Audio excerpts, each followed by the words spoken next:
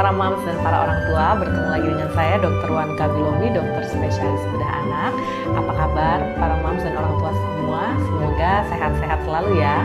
Pada kesempatan kali ini saya akan membahas sedikit tentang bagaimana untuk memaksimalkan dan mengoptimalkan anak kita menjadi anak yang selalu sehat dan tentunya cerdas. Nah, yang pertama adalah yang harus dilakukan adalah tentu bila kita ingin anak-anak kita sehat, yang harus kita pantau yang pertama adalah nutrisinya ya. Jadi makanannya harus kita berikan 4 sehat, 5 sempurna. Jangan pernah lupa. Sering para moms bertanya kepada saya, aduh dokter, tapi kalau anak saya dia tidak mau makan kalau tidak diberikan makanan seperti junk food gitu ya. Nah, bagaimana? Kalau saran dari saya, junk food itu tentu bukan makanan yang sehat, jadi kalau bisa tidak terlalu banyak.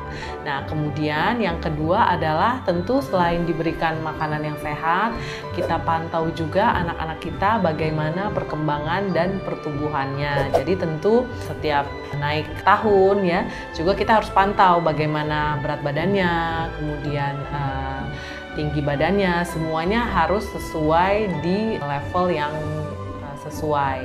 Jadi kita dapat memantau anak-anak kita untuk selalu sehat. Jadi kalau misalnya berat badannya sesuai, itu pasti perkembangan otaknya dan perkembangan kepintarannya atau kecerdasannya juga kita bisa secara optimal. Kemudian juga tentu harus kita jaga juga biar tidak terkena penyakit.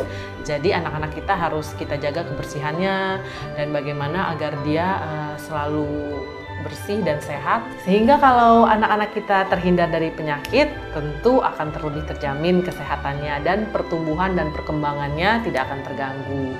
Nah, juga untuk membuat anak-anak kita cerdas, kita harus terapkan yang namanya positive parenting ya. Jadi kita harus melatih anak-anak kita bagaimana dia menjadi disiplin, kemudian membangun bagaimana anak-anak kita menjadi mandiri, berani ya, juga dia bisa adaptif atau adaptable dengan keadaan atau lingkungan yang di sekitar.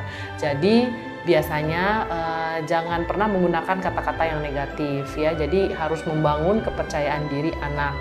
Kemudian juga dapat digunakan kata-kata pujian agar anak-anak juga dapat terbangun kepercayaan dirinya sehingga dia juga tidak takut untuk membuat keputusan. Kalau dia tidak takut membuat keputusan, akan melatih dia untuk menjadi mandiri.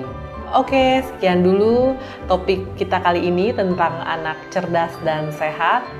Berbagai pertanyaan dapat dituliskan di bawah ya, di komen. Jangan lupa untuk subscribe, like, dan hidupkan notifikasi untuk channel ini agar tahu untuk update video-video terakhir dan terbaru. Bye-bye!